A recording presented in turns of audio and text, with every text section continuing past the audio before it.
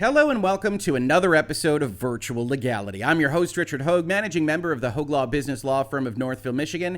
And it has been a while since we just sat back and did an analysis of a single piece of corporate messaging that caught our eye. But today, Bethesda, and by proxy, its owner, Microsoft, put out a statement this afternoon that I think is well worthy of our analysis. Now, it relates to the Doom Eternal official soundtrack brouhaha that we covered last week in the video that is currently showing on your stream if you're watching this on YouTube. Now, if you've got 90 minutes to spare, you can see us go through each and every detail of the statements made in 2020 by Marty Stratton of id Software, and then in response by Mick Gordon, the composer of the Doom Eternal soundtrack in part, and certainly the score to the game itself, just a few weeks ago here in 2022. But I do think it's important to get at least the lay of the land here, so we're going to go over the most salient details of both statements right now. Don't worry, folks, it's not going to be 90 minutes. So here is the letter from 2020, Marty Stratton putting forth on his own accord through his own personal account the many things that he thinks were at issue with this official soundtrack, which audiophiles, people that are very interested in music and sound,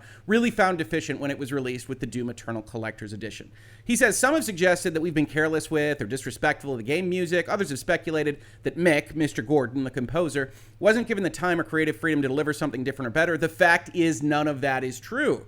He then goes on further to say what has become unacceptable to me are the direct and personal attacks on our lead audio designer, who, if you read this whole statement, you'll see was tasked with kind of taking some of the already put together music in the game and just slapping it into the official soundtrack, which is what certain audiophiles and people that are attuned to music and sound got their ire up about, as well as the damage this mischaracterization is doing to the many talented people who have contributed to the game and continue to support it.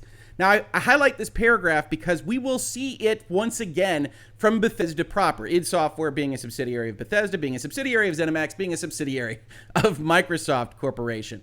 And this paragraph is interesting because they are accusing, essentially, Mick Gordon of making certain statements to certain publications and that resulting in hate mails, nastygrams, coming to their lead audio designer and certain members of the id Software team, and this is unacceptable. Now, I will sit here and tell you, as the recipient of nastygrams and hate messages online, that I don't think any of that is acceptable. I certainly don't think it's useful, and I don't want to see death threats or any kind of harassment of any type anywhere. But it's important to note that as they are saying this on the one hand, they're also putting together in this statement in 2020 something that could be used as an impetus for nastygrams and hate messages to Mick Gordon, which we will see in his statement in 2022 is exactly what he says happened. So this rings a little bit hollow when we look at it this afternoon because their statement, Mr. Stratton's statement, is exactly the kind of statement that Mr. Gordon puts out there two and a half years later, and it just doesn't ring true that you should be able to blame bad actors on the internet for either not being able to assert your position, as Mr. Stratton has done here, or not being able to defend your position, as Mr. Gordon did in 2022. We'll get there, but I wanted to highlight it right now. Now, as for the issue itself, says, when asked on social media about his future with Doom, Mick has replied, doubt will ever work again. And then in this same message in 2020, Mr. Stratton, in the most important paragraph, in my opinion, says, talent aside, we have struggled to connect on some of the more production-related realities of development, while communication around those issues have eroded trust. For id, this has created an unsustainable pattern of project uncertainty and risk. And I say that's the most important because even back in 2020, you put a paragraph out there vis-a-vis a contract or a relationship with somebody that is supposed to be a professional, that is supposed to make good on the deliverables that they sign up in a contract to deliver, and you put all of that into question. That is going right to the heart of this person's livelihood. This is the kind of statement that could result in their losing business and, in fact, becoming anxious or stressed, and Mr. Gordon will attest to that in his 2022 statement. So Mr. Stratton went out there with this. He has a whole bunch of explanations and excuses, and I'm not going to sit here and tell you that here at Hoeg Law and Virtual Legality, we can assert with guarantees which statement is right, 2020 or 2022. What we can say is that the 2022 statement by Mr. Gordon has a lot of things that ring true. He has a lot of receipts that he brings to the table, and that is worth noting as we look at both of these statements.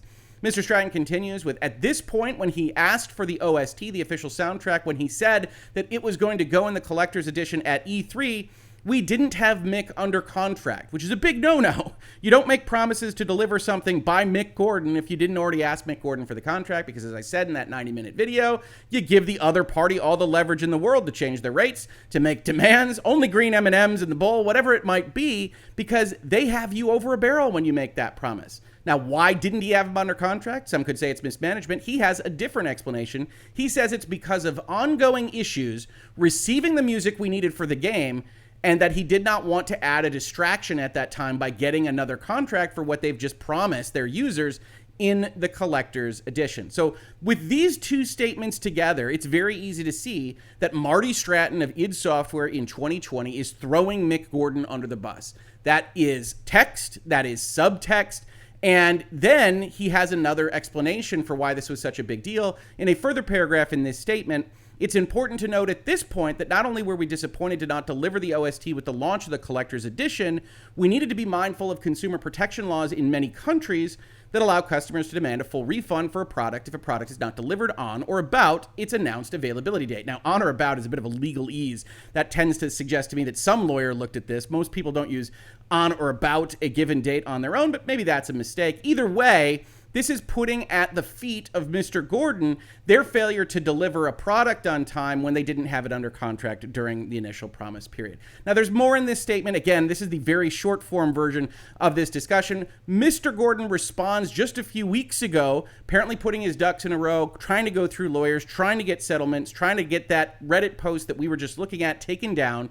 And he puts out a set of facts about the Doom Eternal process that are, if incorrect, also problematic for Bethesda and id Software. So we've got a bit of a set of statements here, one of which is more true than the other. We can't necessarily tell which one, but either of which would seem to be at least plausibly defamatory in a legal setting, and that might raise ire on either the Bethesda side or the Mick Gordon side. More on that in just a second. Now, what did Mick Gordon say? He says he hasn't been paid for half the music that id Software wound up using in Doom Eternal. That's a big-time problem on a contract basis. And just like Marty Stratton accusing Mick Gordon of not being able to deliver on time, causing problems with communications, eroding trust, not getting another contract that he should get because he's not delivering the music that they asked for, just like that's a problem as a statement if it's untrue. Him going out here, Mr. Gordon, and saying that he wasn't paid properly for the music he made gives every contractor that otherwise composes, makes art, or signs up to a contract with id Software or Bethesda give pause. So that's its own problem for the livelihood of Bethesda and id and Microsoft at the top of the chain. So there are all these statements that Mr. Gordon says, the OST was a mess, I wasn't under contract, I got bad details, they didn't tell me anything about the pre-orders, I didn't approve the release, they didn't show me any of this stuff, they claimed it was under my creative control and it wasn't. All these various things that go into a very, very long statement from Mr. Gordon are the kinds of things that would drive a litigious company up a wall. Now, is Bethesda a litigious company? We'll talk about that in just a minute as well, which leads us to today. Now, ordinarily, I would tell you, as somebody that has worked with clients on public relations and communications and trying to work through crises and whatnot, that if you want to bring a legal action against Mick Gordon for what he just did, you would do that. You would say, hey, we're going to put together a legal action. We're not necessarily going to go out with a statement to the public that winds up saying absolutely nothing. This is a messaging choice. This is trying to save face and reputational goodwill in your consumer base when, as a lawyer, I look at this and say, I'm not so certain that you have the solidity of your position that you are going to present right here. That's the prelude. Let's take a look at what they actually said. So they start with the first paragraph. The recent post by Mick Gordon both mischaracterized and misrepresented the team at id Software, the development of Doom Eternal, Marty Stratton, and Chad Mossholder, who I believe was the audio engineer that worked on the official soundtrack, with a one-sided and unjust account of an irreparable professional relationship. Now, this is interesting in and of itself. So Bethesda wants to go out there and be defensive, right? What they were accused of was mismanaging Doom Eternal. You had a lot of kind of side shade coming from Mick Gordon there, which didn't necessarily lead to his assumptions, what he wanted to actually get out there vis-a-vis the official soundtrack or his musical work. There is just a lot of shade in that statement. I pointed that out when we looked at it to begin with. But what's interesting to me about this first paragraph in the Bethesda statement is that it's not a one-sided and unjust account of the development of the OST or the development of Doom Eternal. It's a one-sided and unjust account of an irreparable professional relationship. More than anything, what Bethesda wants to get out there is that this professional relationship is dirt. This is the top line item of the statement. Some people are going to fall asleep before they get to the end of this paragraph. And what they are focused on is we hate Mick Gordon. It's a very interesting tone to go out there with in the first paragraph. And I find it to be very defensive of these people that were developing the game and id Software in general. Understand, this is not a statement from id.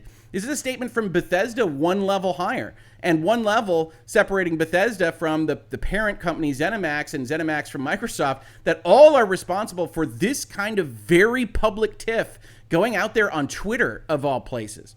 Second paragraph, we are aware of all the details and history in this matter and unequivocally support Marty, Chad, and the team at id Software. Now, this is interesting in and of itself. One, Marty, Chad, and the team at id Software are the people that are actually under their employ. So all of the things being equal, even if there were ambiguity, from a corporate standpoint, you would assume that the parent company would stand behind the subsidiary company, because if there aren't any major issues here, we're not talking about Activision Blizzard level harassment claims. We aren't talking about those kinds of things. We're talking about mismanagement and treating a contractor poorly, which isn't a good thing, but it's not the same kind of level of other items that we've seen in the video game industry. All other things being equal, you can expect the parent company to back up their people. They're the ones that they're most invested in. They're the ones that are the most responsible for the success or failure of their company and their enterprises at id specifically, but as a part of Bethesda and ZeniMax and Microsoft. So you'd expect them to back them up. But what's noteworthy in the Mick Gordon statements in 2022 is the level that Bethesda seems to be unaware of things happening with the official soundtrack. At least in Mick Gordon's statement, he had to reach out to Bethesda, the parent company, to even get a contract in process regarding the official soundtrack. And Bethesda doesn't exactly address that here. Instead, in the next sentence, they say, we reject the distortion of the truth and selective presentation of incomplete facts. Now, this is very lawyery.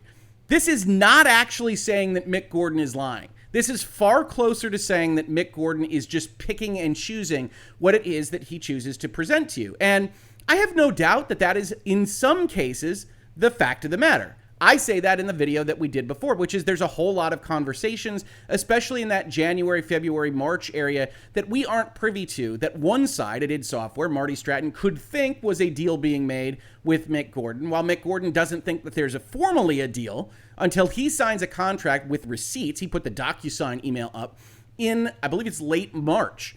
Now, that doesn't quite square with what Marty Stratton says about the dates, that there's something agreed to in January, that he comes back and asks for extension in February. But as I said in that first video, it could be the case that these sides just think of agreements and moving forward differently. That Mick Gordon is waiting for a signed contract because he's been burned before, and good for him. Any contractor should wait for a signed contract before beginning work. But that Marty Stratton is looking at things and saying, well, it's in process and we're just negotiating the details and everything should be moving forward at that time. Now, Bethesda comes in here as a party that Mr. Gordon says saved him, got a contract working, that Marty Stratton wasn't talking to him, wasn't engaging with him. Bethesda doesn't exactly reject that. They rejected distortion of the truth with a selection of facts. We stand ready, says Bethesda, with full and complete documented evidence to disclose in an appropriate venue as needed. Now, the lawyer in me reads that as be prepared for litigation. But where that doesn't make sense is that you don't need this statement at all if you're preparing for litigation. You don't need to put out there, we've got a mountain of evidence, but we're going to show it to you later, when everything that has been presented from Mr. Gordon isn't being refuted here. It's just being said to be a distortion, and it's a little bit unclear what that distortion could entail. Now, folks have come even into my comments in social media and said, well, they don't need to prove themselves here, and that's fair. You don't need to litigate on social media at all. In fact, I would recommend against it. But I'd also recommend against going out there with a half-cocked statement that doesn't include any evidence, any refutation, and is just kind of a hollow defense of the people that already work for you. We know you're going to defend the people that work for you, Bethesda. That's not news to us. What is news to us is that you now say that you stand ready with full and complete documented evidence. Evidence of what? This is a dispute about kind of ambiguous management and contract terminology and who's responsible for what. What is it evidence of? What are you talking about, Bethesda? That's what makes this statement so unclear. And then it gets worse in the next paragraph. The statements posted online have incited harassment and threats of violence against Marty, Chad, and the id Software team. Obviously inappropriate. Nobody of a reasoned mind, reasonable minds can differ is the tagline of this channel. Nobody of that reasonable mind would go and post death threats to these people in respect of a video game, a score, a soundtrack, a contract dispute, or anything else. So what you're talking about are bad actors on the internet. And to be quite frank, Mick Gordon is not responsible for crazies on the internet any more than Marty Stratton is responsible for crazies on the internet when he makes a statement in 2020 against Mick Gordon. This is completely hollow when the actual fact pattern that leads us to this point is that we made a statement on Reddit and he made a statement on Medium back at us. These are equivalent. And so you can't just go out there and say the statements incited harassment. Okay. Well, then Mr. Stratton's statements incited harassment. As Mick Gordon says in his statement, to be honest, it's a complete red herring when we're talking about any of this, and it's designed for pity points when all they have presented is we stand by our employees. Any threats or harassment directed towards members of our teams will be met with swift and appropriate action to protect their health and safety. Fantastic. Fantastic. And perhaps this statement is more intended for those folks that maybe don't feel like the parent company is taking care of them. That's fine. But you go out there on Twitter with this, you can expect criticism from somebody that isn't looking at it like an employee of id Software or Bethesda. Finally, they finish off with, we remain incredibly proud of id's previous collaborations with Mick Gordon and ask that fans refrain from reaching conclusion based on his account and, more importantly, from attacking any of the individuals mentioned on either side, including Marty, Chad, or Mick. I think we can all agree on that. Don't attack anyone. This is a contract dispute between ostensible professionals. Now, I say ostensible because normally professionals don't iron out their differences through Reddit posts and Medium blogs and whatnot, but it can't be the case that you're allowed to go attack someone on Reddit and they're not allowed to defend themselves on Medium. That can't be the stance that actually exists. So Bethesda goes out here with this statement, and I have to be honest with you, from the legal perspective, I find it to be completely hollow, especially in the hands of a company like Bethesda. And I say in the hands of a company like Bethesda because Bethesda is known for being litigious, right? I probably don't even have to remind a number of you in this space about the Scrolls lawsuit.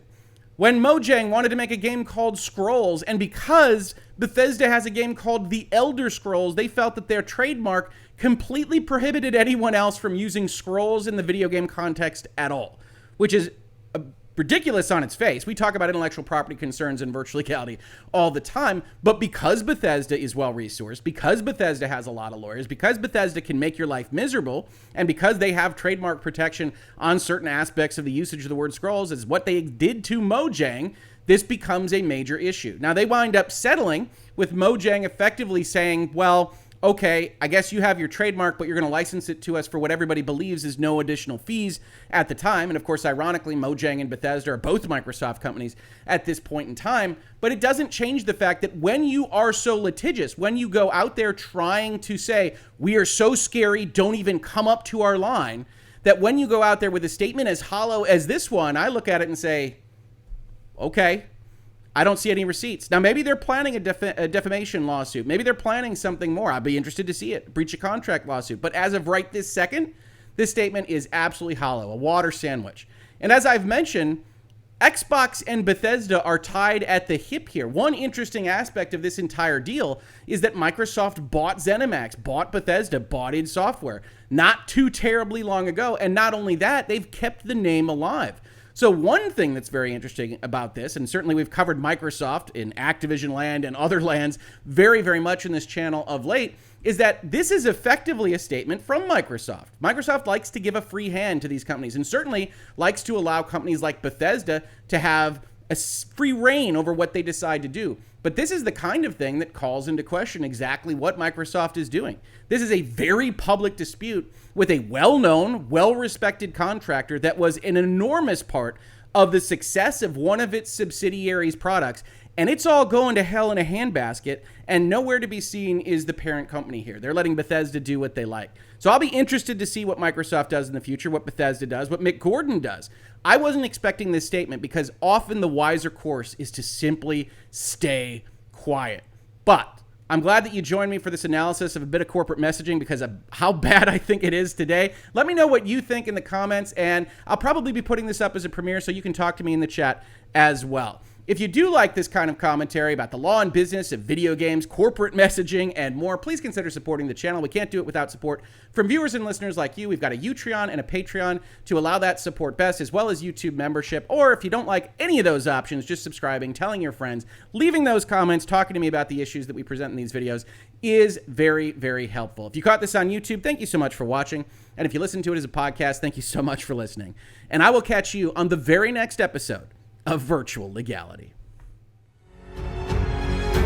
Virtual Legality is a YouTube video series with audio podcast versions presented as commentary and for education and entertainment purposes only. It does not constitute legal advice and does not create an attorney-client relationship. If you have legal questions about the topics discussed, please consult your own legal counsel.